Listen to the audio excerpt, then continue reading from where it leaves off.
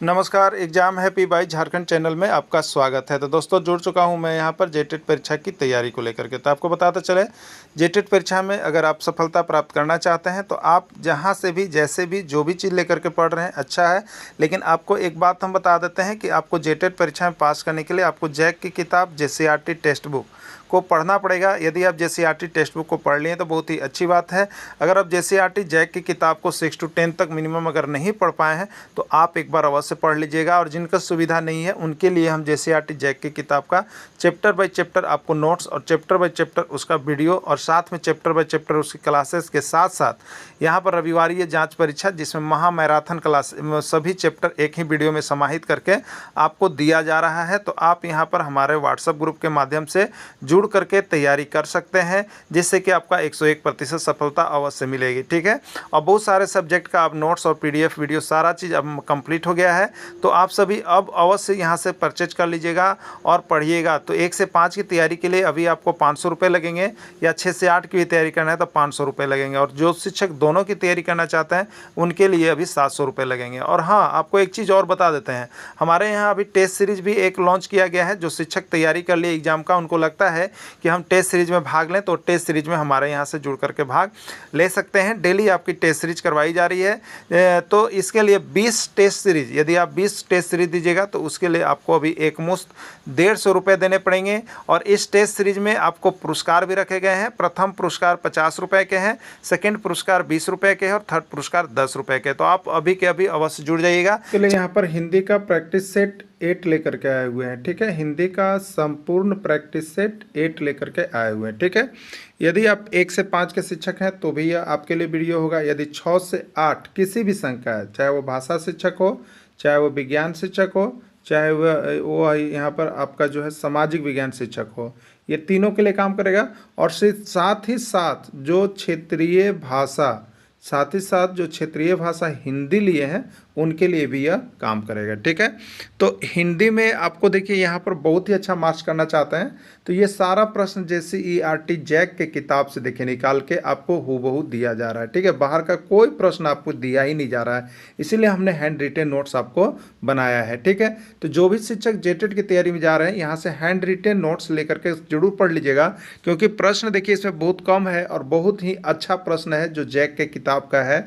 और अभी तक जैक जितना एग्जाम ले रहा है सब जेसीईआरटी से ले रहा है और इससे भिड़ रहा है। ठीक है, इसलिए आप सभी देख करके ही जाएंगे जो भी शिक्षक हैं एक बार। ठीक है, चलिए प्रश्न है, कौन आया है किस प्रकार का सर्वनाम है?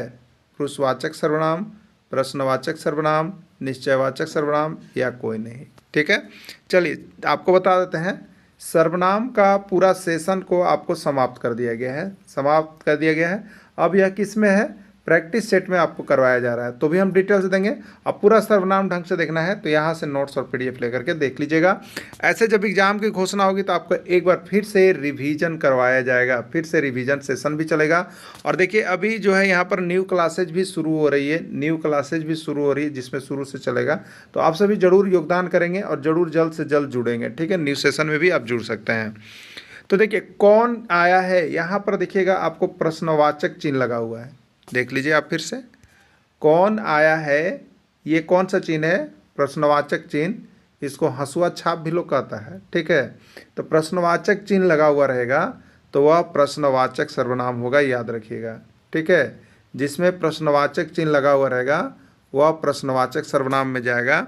या जिसमें प्रश्नवाचक शब्द रहेगा, प्रश्नवाचक शब्द में कौन कौन होता है आपको बता देते हैं। प्रश्नवाचक शब्द भी अगर रहेगा तो भी वह प्रश्नवाचक सर्वनाम में जाएगा, जैसे कौन, क्या, कब, कैसे, कहाँ, ये सब प्रश्नवाचक शब्द है। ठीक है, तो देखिए कौन जो है प्रश्नवाचक शब्द है, इसलिए उसमें प्रश्नवाचक सर्वनाम में चला जाएगा। ठीक है, तो राइट आंसर इसका बी होगा, प्रश्नवाचक सर्वनाम। क्लियर? चलिए अगला देखिएगा, तुमने आज क्या खाया? तुमने आज क्या खाया यह किस प्रकार का सर्वनाम है आपको बताना है। तुमने आज क्या खाया किस प्रकार का सर्वनाम है आपको बताना है। पुरुषवाचक सर्वनाम, निजवाचक सर्वनाम, निश्चयवाचक सर्वनाम, अनिश्चयवाचक सर्वनाम, या नीचे एक ऑप्शन दिया गया है प्रश्नवाचक सर्वनाम। ठीक है, तो देखिए इसमें क्या है, अभी आपका प्रश्न जो है वो है तुमने आज क्या खाया और प्रश्नवाचक चिन्ह है। देखिए क्या से अगर देखिएगा तो क्या प्रश्नवाचक शब्द है, क्या क्या चीज़ है, प्रश्नवाचक शब्द है ना। तो जिसमें प्रश्नवाचक शब्द लगा हुआ है वो प्रश्नवाचक शब्द लगा हुआ है तो प्रश्नवाचक सर्वनाम में जाएगा, इसलिए राइट आंसर इसका ई होगा, ई हो जाएगा। क्लियर हो गया होगा सर्वनाम। चलिए अगला नेक्स्ट देखिएगा, सीता आम खा रही है, यह कौन सी क्रिया है। सीता आम खा रही है, यह कौन सी क्रिया है, सकर्मक क्रिया, अकर्मक क्रिया, सहायक क्रिया या कोई नहीं। ठीक है, देखिए यहाँ पर दो क्रिया से प्रश्न हमेशा पूछता है, एक सकर्मक और एक अकर्मक। ठीक है, तो सकर्मक अकर्मक क्या होता है। सकर्मक मतलब जिसमें जो है कर्म सहित, सकर्मक मतलब कर्म सहित, मतलब कर्म के साथ यदि कोई वाक्य है तो सकर्मक है। अकर्मक मतलब कर्म के साथ नहीं, अगर कर्म उसके साथ नहीं है तो वो अकर्मक में चला जाता है। ठीक है, तो सीता आम खा रही है, अब इसमें देखेंगे सीता क्या चीज़ है, सब्जेक्ट है, सब्जेक्ट है। और खाना क्या चीज़ है, खाना यहाँ पर क्रिया है, क्रिया है। और आम क्या है, कर्म है। ठीक है, तो कर्म के साथ अगर कोई वाक्य है, कर्म के साथ, तो वो सकर्मक में जाएगा। कर्म के साथ कोई है तो वो सकर्मक में चला जाएगा, इसलिए सीता आम खा रही है, यहाँ पर कर्म आम है इसलिए यह सकर्मक क्रिया में जाएगा, एकदम कन्फर्म हो जाइए। ठीक है, चलिए अगला देखिएगा, यहाँ पर देखिए नोट्स में बना हुआ है कि जिस वाक्य में क्रिया कर्म के साथ लगा हुआ रहता है, क्रिया कर्म के साथ वह सकर्मक क्रिया होता है।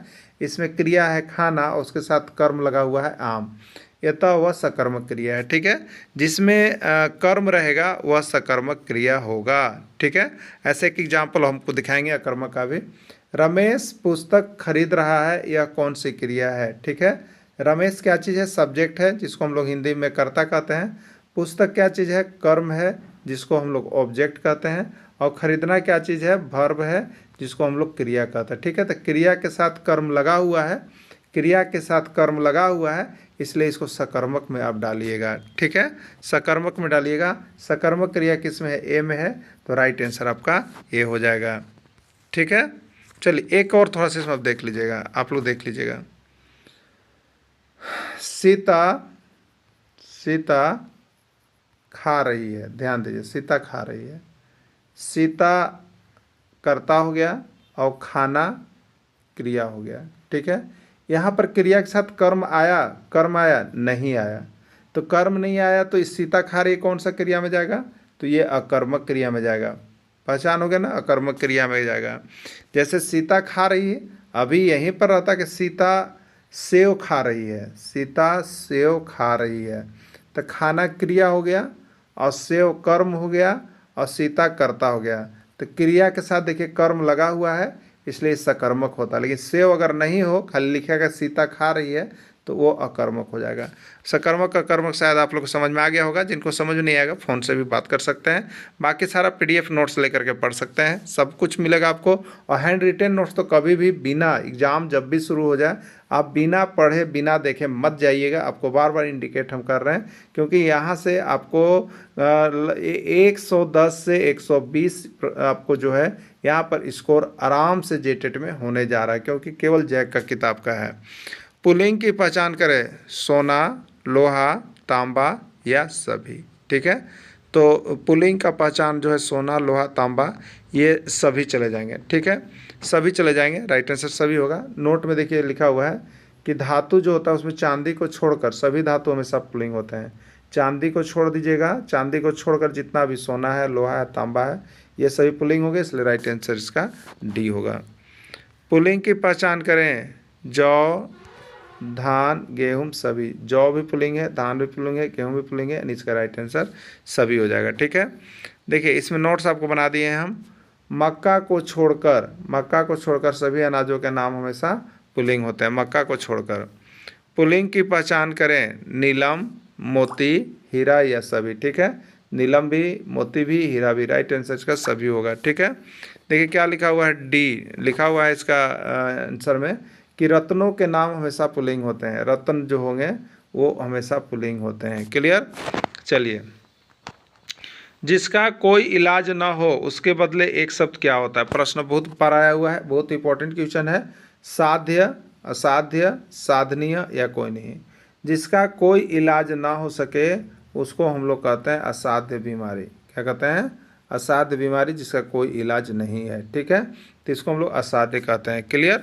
चलिए अगला देखिएगा, जिस पर विश्वास न किया जा सके, जिस पर विश्वास न किया जा सके उसको क्या कहते हैं। ठीक है, विश्वसनीय, अविश्वसनीय, विश्वास या कोई नहीं। ठीक है, जिस पर विश्वास न किया जा सके उसको हम लोग कहते हैं अविश्वसनीय। ठीक है, जिस पर विश्वास न किया जा सके उसको अविश्वसनीय, और जिस पर विश्वास किया जा सके उसको हम लोग कहते हैं विश्वसनीय। ठीक है, तो इसमें पूछा कि जिस पर विश्वास न किया जा सके, तो कौन सा ऑप्शन होगा, अविश्वसनीय, यानी बी इसका राइट आंसर हो जाएगा। ठीक है, अकस्मात होने वाले को क्या कहते हैं, अकस्मात होने वाला को क्या कहते हैं, जो अकस्मात होता है उसको क्या कहते हैं, अकस्माती, आकस्मिक, अचानक या कोई नहीं। ठीक है, अकस्मात होने वाला को हम लोग कहते हैं आकस्मिक। क्या कहते हैं, आकस्मिक। अकस्मात होने वाला को आकस्मिक कहते हैं।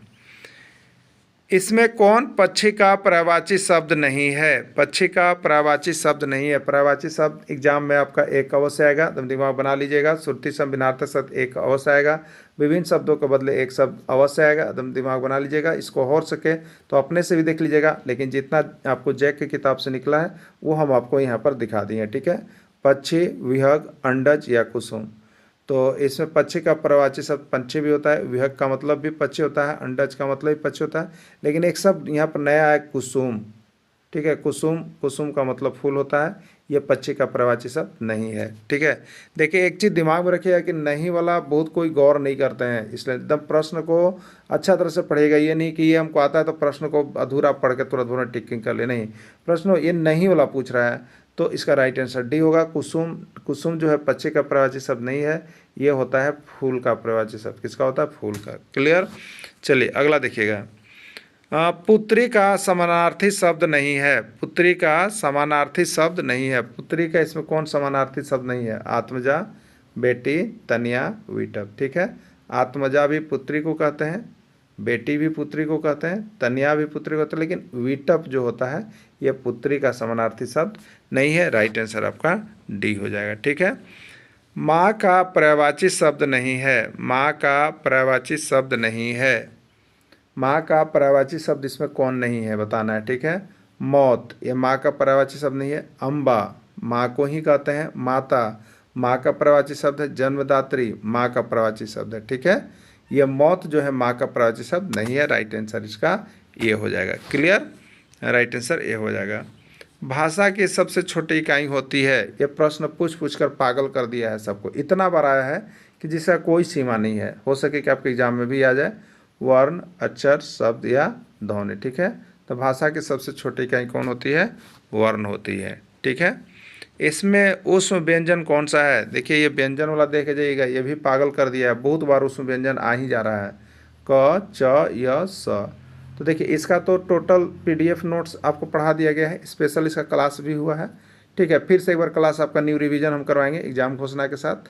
तो इसमें ऊष्म व्यंजन कौन है, तालब सा। देखिए ऊष्म व्यंजन जिसमें ऊष्मा मुख से निकलते हैं, तालब सा, मूर्धन सा, दंत सा, अह।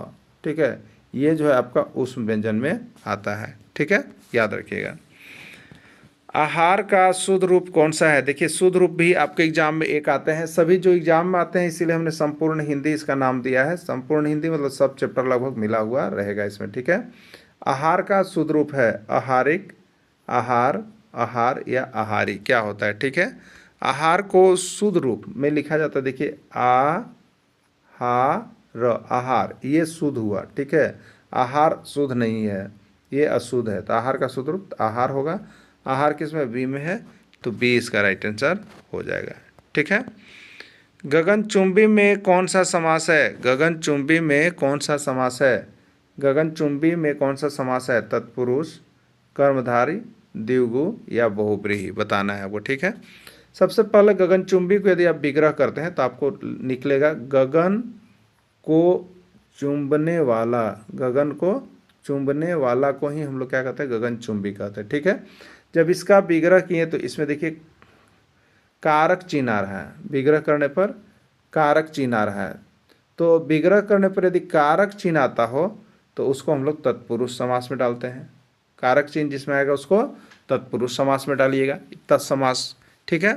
समास देखिए आपको पूरा चैप्टर समाप्त कर दिया गया है, एक जगह PDF वीडियो भी दे दिया गया है। अब यहाँ प्रैक्टिस सेट में है, जो अभी तक नहीं देखे हैं वो न्यू बैच को ज्वाइन करें, न्यू बैच में चले जाएं, न्यू बैच भी अभी चल रहा है। सब कुछ आपको एक बार रिवीजन करवा देगा, आप ज्वाइन कर लीजिए, ठीक है। आपको कहीं से छूटेगा ही नहीं प्रश्न।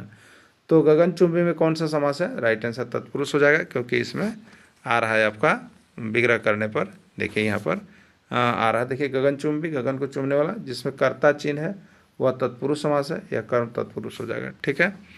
चौराहा में कौन सा समास है? चौराहा में कौन सा समास है? ठीक है, अव्ययी भाव, कर्मधार, द्विगु या द्वंद्व, ठीक है।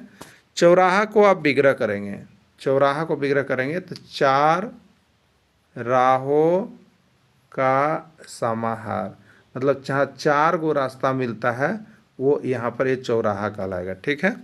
तो चार राहों का समाहार, देखिए चार, ये चार क्या चीज़ है? संख्यावाचक है, संख्यावाचक है। तो संख्यावाचक वाला, और देखिए एक समास भी है द्विगु, द्विगु, द्विगु माने दो गो, ठीक है। दो भी क्या है? संख्यावाचक। तो जिसमें संख्यावाचक रहेगा उसको आप लोग यहाँ पर द्विगु में डालिएगा, ठीक है। किस में डालिएगा? द्विगु में डालिएगा, क्लियर। तो यहाँ पर द्विगु समास हो जाएगा। कौन समास हो जाएगा? द्विगु समास हो जाएगा। नीचे बना हुआ है चौराहा में चार राहों का समास, संख्यावाचक, द्विगु समास है। नेक्स्ट है परिवार में कौन सा उपसर्ग है? परिवार में कौन सा उपसर्ग है? ठीक है, देखिए उपसर्ग और प्रत्यय का चैप्टर डिटेल्स में अलग से आपको बताया गया है, ठीक है। जो नहीं जुड़े हैं जुड़ करके यहाँ से नोट्स PDF लीजिएगा, उनको मिल जाएगा। परिवार में कौन सा उपसर्ग है? पर, वार, परि या कोई नहीं। देखिए उपसर्ग और प्रत्यय बताने के लिए सबसे अच्छा है कि जो शब्द दिया गया उसको संधि विच्छेद कर लीजिए, जो कि मेन शब्द हो। तो परिवार को हम लिख सकते हैं परि जोड़ वार। क्या लिख सकते हैं? परि जोड़ वार लिख सकते हैं ना। तो देखिए ये जो प्लस चिन्ह है इसके पहले जो आया है वो उपसर्ग है, और इसके बाद जो आया है वो प्रत्यय है। अगर परिवार में कोई उपसर्ग पूछेगा तो परि बताइएगा, और कोई प्रत्यय पूछेगा तो वार बताइएगा, ठीक है। तो यहाँ पर उपसर्ग पूछा है, इसलिए उपसर्ग क्या हो जाएगा? परि हो जाएगा, क्लियर। प्रगति में कौन सा उपसर्ग है? गति, पर, प्र या प्रग, ठीक है। प्रगति को आप तोड़िएगा तो एक शब्द होगा पर और मूल शब्द होगा गति, यानी गति में प्र लगा तो प्रगति बन गया, ठीक है। तो प्लस के पहले वाला उपसर्ग है, उपसर्ग है, और प्लस के बाद वाला प्रत्यय है, ठीक है। तो ये पर उपसर्ग है। इसमें अगर उपसर्ग की बात करेगा तो इसमें पर जाएगा, राइट आंसर इसका पर हो जाएगा, क्लियर। चलिए अगला देखिए, प्रतिशत में कौन सा उपसर्ग है? प्रतिशत में कौन सा उपसर्ग है? प्र, प्रति, शत या 30, ठीक है। प्रतिशत को संधि विच्छेद कीजिएगा तो प्रति यहाँ पर हो जाएगा आपका प्रति जोड़ शत। क्या हो जाएगा? प्रति, एक शब्द होता है प्रति और दूसरा होता है शत, शत माने 100, ठीक है। तो प्लस के पहले जो लगा है वो उपसर्ग है, प्लस के बाद जो लगा है वो प्रत्यय है। तो यहाँ पर प्रति उपसर्ग होगा, ठीक है। प्रति किसमें? बी में है, तो बी ही इसका राइट आंसर हो जाएगा, ठीक है। तो इस तरह से देखिए हिंदी हो, इस तरह से आप हिंदी, मैथ, ज्योग्राफी, हिस्ट्री सब का यहाँ पर नोट्स बना हुआ है। बहुत कम प्रश्न और बहुत ज़्यादा यहाँ से आपको भिड़ेगा, ठीक है। तो आप सभी जो अभी तक नहीं जुड़े हैं उनसे रिक्वेस्ट है कि आप सभी जुड़ करके यहाँ पर तैयारी करना शुरू कर दीजिए, जिससे कि आपका जेटेट निकल जाए। बहुत ही कम फी, आपको सिर्फ और सिर्फ 1 से 5 के लिए 500, 6 से 8 के लिए 500, दोनों के लिए 700 रुपये में अभी योगदान दिया जा रहा है। हो सके कि आपकी राशि बढ़ जाए। आप अभी कभी अवश्य जुड़ जाइएगा। धन्यवाद।